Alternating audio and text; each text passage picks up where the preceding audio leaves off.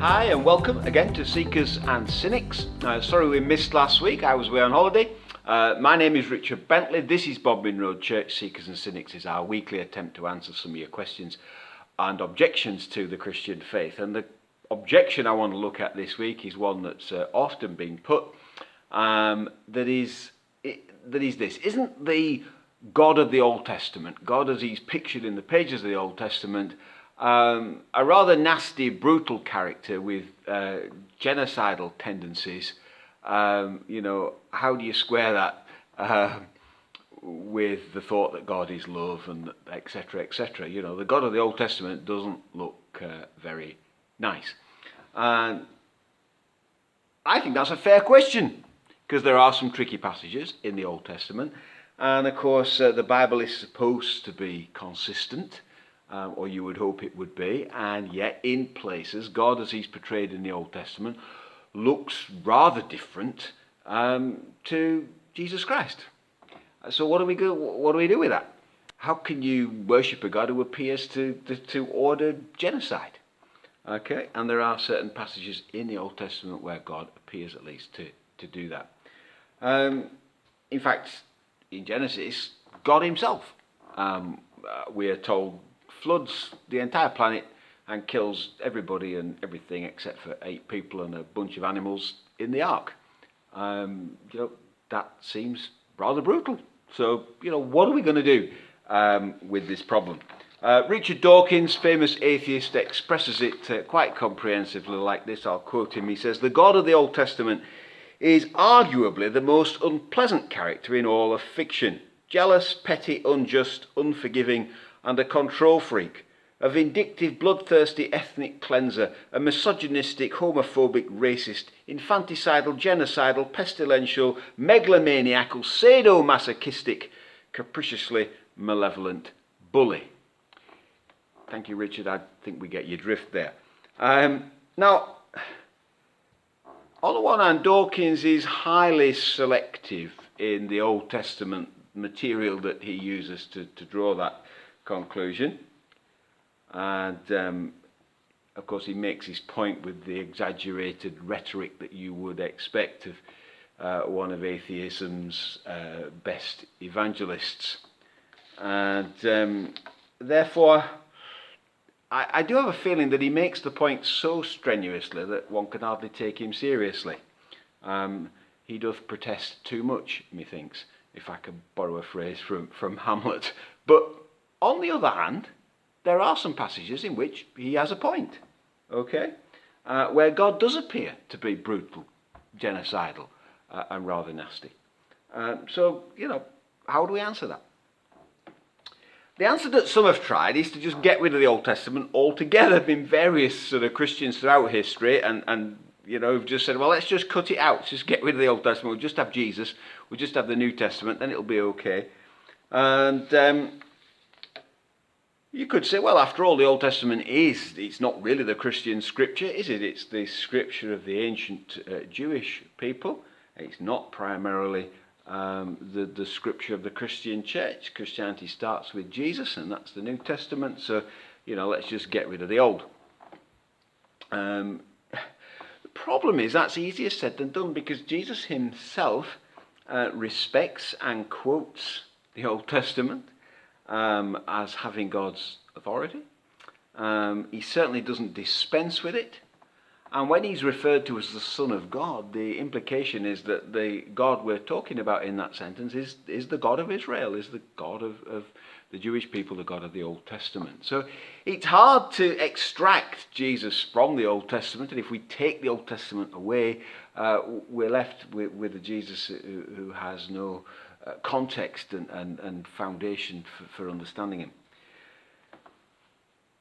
So that's maybe not the best solution. Having said that, on the other hand, the Bible is also very clear that the norm, the standard, the measuring line for comprehending God's character is the person of Jesus himself and not the Old Testament. John opens his gospel by saying, no one has ever seen God, but Jesus Christ, God's Son, has made him known, has revealed God to us. And so Orthodox Christian teaching for 2,000 years has always been that Jesus is the full and the perfect revelation of God, that he is God in the flesh. If you want to understand God's character and what God is like, then you look no further than Jesus Christ, and you start with Jesus Christ. He is the embodiment of God's love and God's character. And at that point, for me, the problem goes away, because there is nothing nasty or brutal or racist or misogynist about Jesus Christ. Nothing at all. Quite the opposite. His character is sufficient to pierce the soul of anyone with a soul to be pierced, wrote Times columnist a long time ago, Bernard Levin. The character of Jesus is wonderful. Have a read of the Gospels and get that feel for yourself. There's nothing to object to in the character of Jesus Christ. So personally, I trust God because I can see his character in action in Jesus. And for me, that's enough. The problems of the Old Testament melt away in the light of Jesus Christ. And I understand that whatever's going on in the Old Testament, it's not a problem, because Jesus is the norm and the standard by which I understand God. And there's no problem with Jesus Christ. But I'm guessing, having said that Dawkins isn't going to let me off the hook that easily. There's still the question, well, therefore, okay, if that's what God's like and he's like Jesus, well, why are those passages in the Old Testament suggesting otherwise, and what do we do with them? So, 3 things very briefly. I'll try to keep this under 10 minutes, but we might go a little over. So, if God's not really like that, then why are those bits in the Old Testament? That's what we've got to grapple with. And I want to suggest to you 3 answers. They're only partial, they're incomplete, they're suggestions. We've all got to grapple with this for ourselves. But first of all, I think it's important to say that while, yes, some passages in the Old Testament do on the surface suggest a rather dark picture of God's character, the broad thrust of the Old Testament, the prophets, Psalms and many other places, is actually just the same as the New Testament, that God is kind and gracious and patient and full of justice and goodness. Okay? Just in the same way that Jesus portrays it. If you want to talk about racism, one of the best pieces of anti-racist propaganda in the whole of ancient literature is the book of Jonah, which is sitting there in the Old Testament, which actually mocks racist, small-minded, self-promoting nationalism, which Jonah is full of. So, actually the Old Testament is not as dark and one-sided as that quote from Dawkins might suggest. There's plenty of other material in there. Second thing to say is that the Bible itself also admits that there is a progression in the understanding and revelation of God that is in the Bible. In other words, that the early ideas and pictures of God in there are incomplete, and they are inadequate, and they are limited, okay, and they are imperfect. Okay, so John, again, when he in that opening bit of his gospel, he says the law was given through Moses, that's Old Testament, but grace and truth, in other words, the full picture, comes through Jesus Christ. So the Bible itself admits that the Old Testament is limited and incomplete in its understanding of God. Okay, so personally, I don't feel obliged to take literally some of those Old Testament passages which appear to ascribe nasty things to God's hand. The fact is that the ancient Jewish mind, in other words, those people writing the Old Testament, they ascribed everything that happened directly to God. And I do not feel any obligation to take that in a literal and a wooden way every time they do it. And interestingly, Jesus doesn't treat the Old Testament either in that rigid and wooden way. Yes, he honours it and he respects it, but actually he's quite prepared to accept its limitations. So they once dragged to him, the Pharisees, this woman who's been caught committing adultery, and they say to Jesus, what should we do? Because the law of Moses says, the Old Testament says she should be stoned. And, they're trying to trap Jesus.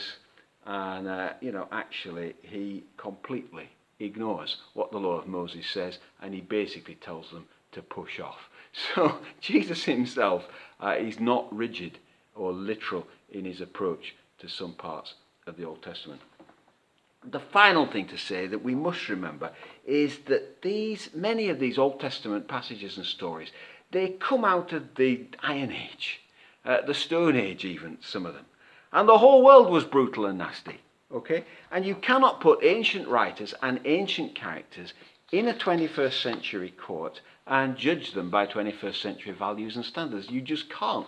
Whatever we mean by the inspiration of Scripture, and I believe in that, you nevertheless cannot drag these writers and characters out of the Iron Age and apply 21st century values and standards to them.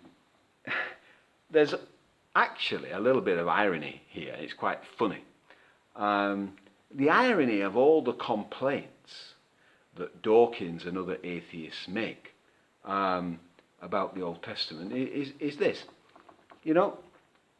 It's true. The God of some Old Testament passages does not measure up to 21st century standards and values of equality and fairness and justice and respect and kindness and compassion and freedom. Accepted. But where did we get those 21st century standards from? And those 21st century values from? We got them from Jesus.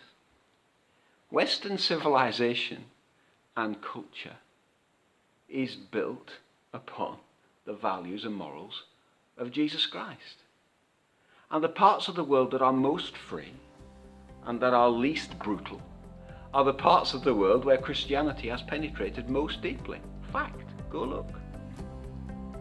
And therefore, when Dawkins attacks the God of the Old Testament, I think inadvertently he's revealing his respect for, and indeed his commitment to, the values and the morals of Jesus Christ. We'll see you next time.